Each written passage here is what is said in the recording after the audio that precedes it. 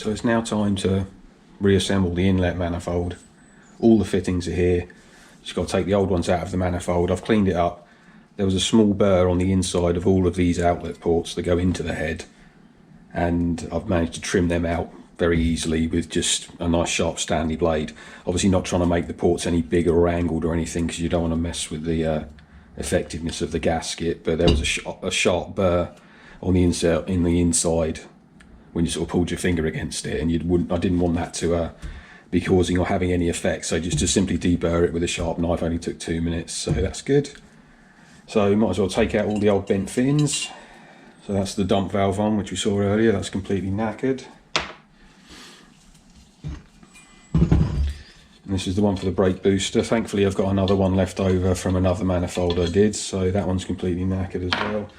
This one, I'm not going to be needing that, so that can go. Again, those three are all 8th BSPT. So you might as well start with the front. So it's an M16 by 1.5 sump plug essentially, or drain plug, and it's got a aluminium crush washer on it, which is essentially to replace the intake air temp sensor that is no longer in the front of the manifold. So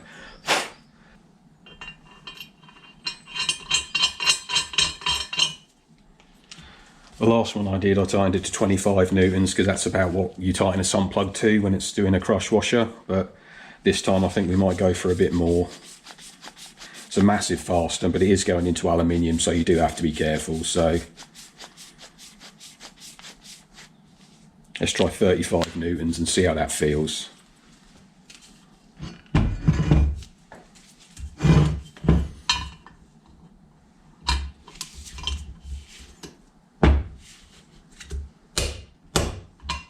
That didn't feel particularly difficult. Let's try 40. Yep, that did nothing. Let's try 45. And if anyone knows what the actual torque for that's supposed to be, drop it down in the comments.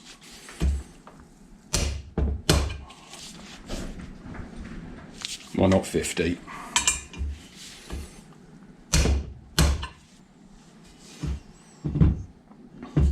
Now the front fitting, that's again, like I say, 8th BSPT, and this is a 5mm hose tail here, which is going to go off to the dump valve. I like Loctite 577. This is a thread sealant rather than a thread lock. Obviously tapered threads are supposed to seal themselves anyway. That's the whole point in a taper, is that it actually, as you screw it in, because the taper is a wedge shape, it will obviously, the more you tighten in, the wider the fitting you're tightening in is getting, and that's what does the sealing. But it can never hurt, especially on the first few threads, just to make sure. This stuff's so thick, it actually comes with its own bellows. So let me get the spanner. And of course, because the fastener's in old money, the spanner's actually an 11mm, which is always a bit of fun. So squeeze the old 577 and up she comes. Doesn't need a huge amount, but just enough to get down to the bottom of the root, so there's no chance anything can come out. So in that goes.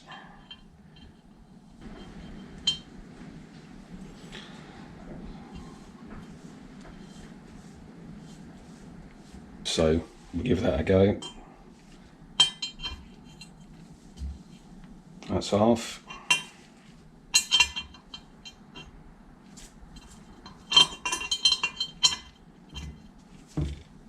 Three quarters. One.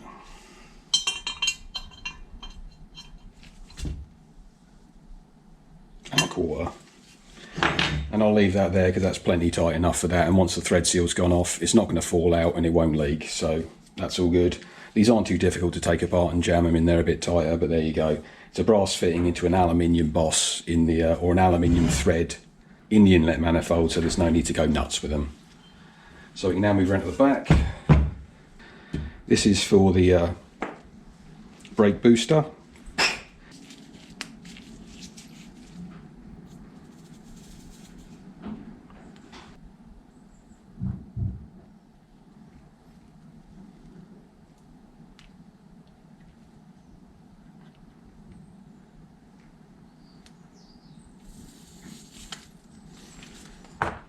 And as we can see from the marks, or from the witness marks on the threads, they only usually go in by about 4 threads by the look of it. So this one goes on here.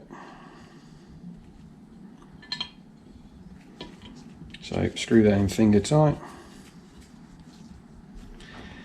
And we've obviously got to turn this one so it faces that way. Now we're already here, so I don't really fancy going sort of 1 and then 3/4, so it's probably just going to go in for the 3/4 of a turn. So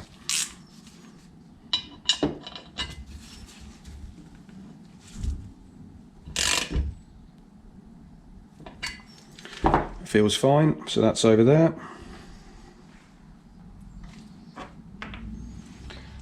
And now we get to blank off this hole. So 8th BSPT blanking plug with a hex head. Oh, thankfully that's 11mm as well. That's all clean.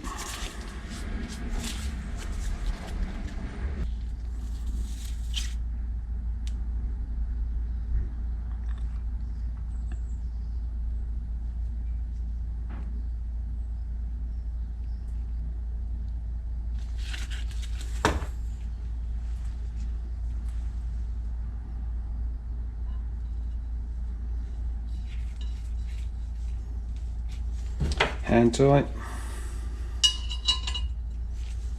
quarter, half. It's already starting to get tight. 3/4 it is. Don't want to go nuts with it at the end of the day, because the last thing you want to do is round something out. So that should be fine. 1 more quarter. No, that's fine. So we're getting there, and that just leaves the idle air control valve hole.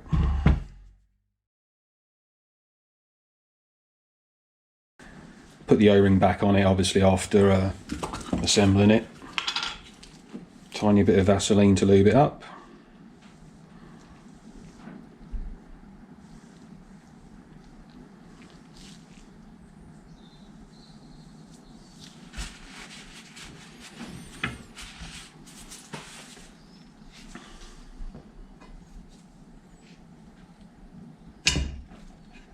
In it goes. In we go with those into the original mountings. And just nip them up. And obviously the plate has a bit of movement in it, so that's good. So if I sort of centralise it so it's taken up half and half, just nip those up. And then I've set the torque range to 10 Newton meters, and I'm actually using Sealy Premier wall drive sockets. They're a nice upgrade over the normal stuff, because the points of the nut fit into these little sort of scalloped out corners basically, so less chance of rounding bolts off. So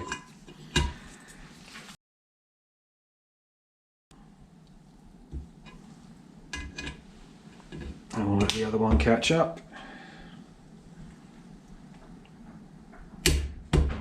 That's that. He was already there. Just in case. So there we have it.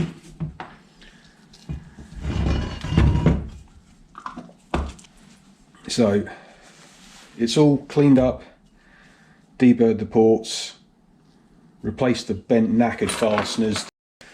That's the end of them. Hope you enjoyed it. Don't forget to like and subscribe, and I'll see you on the next episode of Dan91's Garage.